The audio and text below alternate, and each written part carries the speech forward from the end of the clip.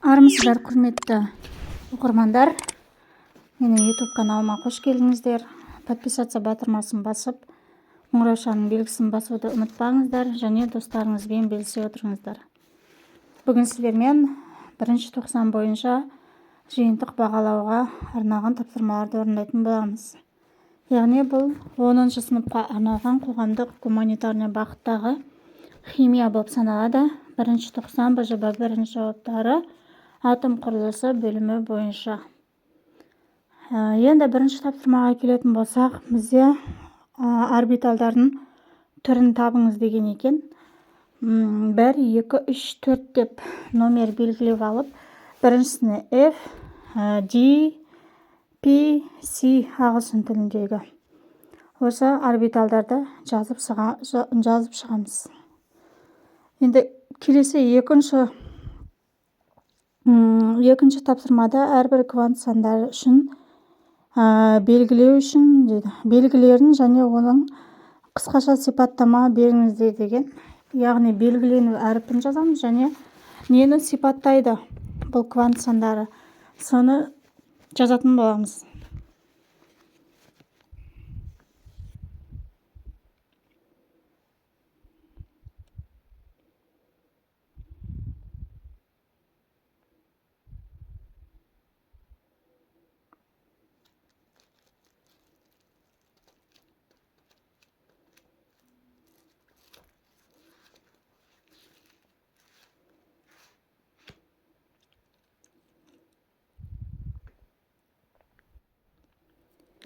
Енді бізде бірінші n квант саны, яғни ол энергетикалық деңгей атомдық орбитал мөлшерін сипаттайтын болады.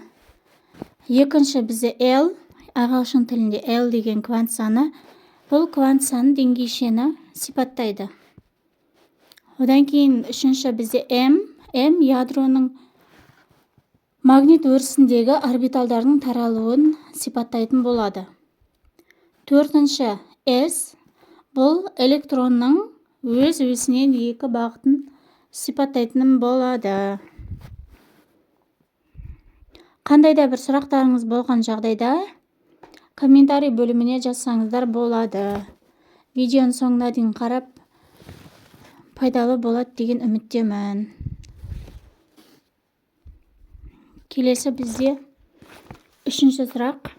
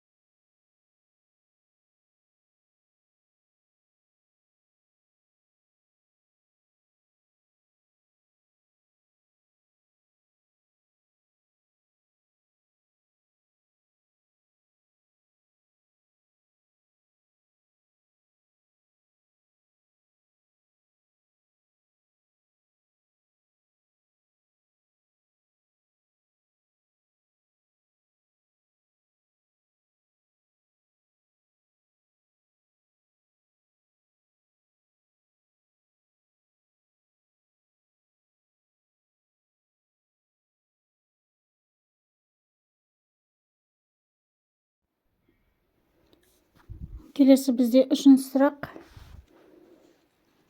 Үшінші тапсырма қазір ашылсын, кішкене күте тұрайық.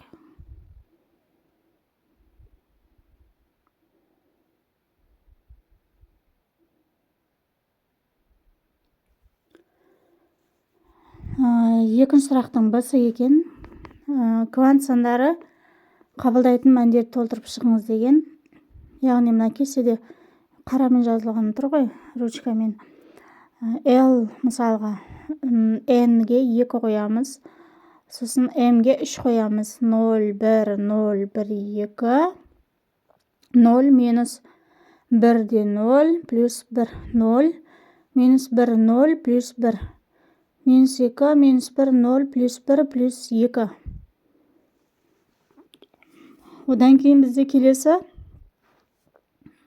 М плюс 1/2 ары қарай минус 2 плюс 1 0 ары қарай өздеріңіз толықтай жазып аласыздар. Енді үшінші сұраққа келетін болсақ, радиоактивті ыдырау сызба нұсқасын толықтырып сәулелену типін анықтаңыз деген. Бұл жерде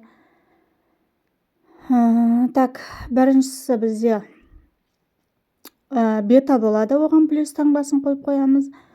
Екіншіде мысалы 218-ге 4-ті қосқан кезде 222 шығады, ал 84-ге 2-ні қоссаңда 86, яғни 222 мен 86-ға тең бізде болатын элемент радон, бұл альфа болады.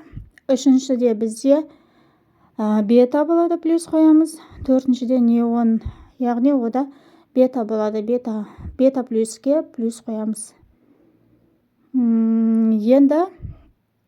Енді бізде келесі төртінші сұрақ бар екен. Төртінші сұрақта бізде есеп берілген.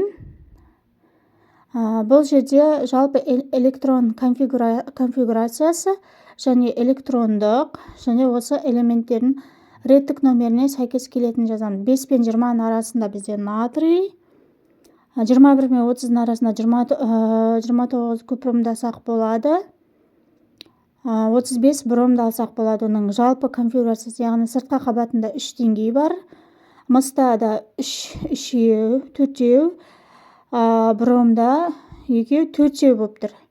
Енді электрондық жаңағы формуласымен жазатын болсақ, натрийда 1s2, 2s2, 2p6, 3s1. Мыста 1s2, 2s2, 2p6, 3s2, 3p6, 3d10, 4s1.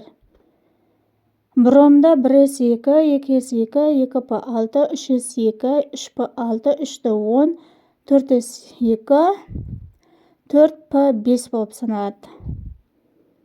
Яғни біз электрондық деңгейшесін толтырып жаздық. Келесі мен мына жерде 4 деп қойыппын, 4 емес, кешіресіздер, 5-ші сұрақ, яғни 5-ші есеп. Бұл жерде жаңағы элементтердің массалық үлесі берілген, қандай формулаға сәйкес келетінін табатын боламыз. Калийдің массалық үлесі 26-да 53%, хромдікі 35-де 37%, оттектікі 38-де 10% болып тұр. Енді шешуі бойынша калийді X деп белгілеп аламыз, хром Y, оттек Z деп белгілеп аламыз. Енді сол массалық үлестерін өзінің атомдық массаларына бөліп шығамыз. 26-да 53-ті 39-ға білеміз, 39 бізде калийдің атомдық массасы. Келесі хромда 35-те 37 массалық үлесіне тең болып тұр, 52 атомдық массасы, 38-де 10% оттектің массалық үлесі, 16 бізде оттектің атомдық массасы. Енді бөлген кезде қатынас түрінде жазып аламыз. 0,68 шығады біріншін бөлгенде, екіншіні 0,68, үшіншіде 238 шығады. Енді тең деп алып, ең кіші санға бөліп шығамыз. 0,68-ді 0,68-ге, 0,68-ді 0,68-ге бөлеміз, 238-ді 0,68-ге бөлеміз. Яғни шыққан санды қатынас түрінде 1, 1, 3,5 деп аламыз. Енді бұл жерде 3,5 бүтін сан болып тұрған жоқ. Оны біз бүтін санға айналдырып алу үшін 2-ге көбейтіп шығамыз осы сандардың барлығын. 1-ді 2-ге көбейтеміз, 1-ді 2-ге көбейтеміз, 3,5-ді 2-ге көбейтеміз. Енді көбейтіп шыққан кезде бізде 2, 2, 7 шығады. Есептің жауабы калий 2, хром 2, О7. Яғни есептің формуласын таптық біз калий дихроматы. Есептің жауабы калий дихроматы. Есеп түсінікті болды деген ойдамын. Егер видео ұнаған жағдайда достарыңызбен бөлісе отырыңыздар. Видеоны соңына дейін қарап, тыңдағандарыңыз үшін көп рахмет.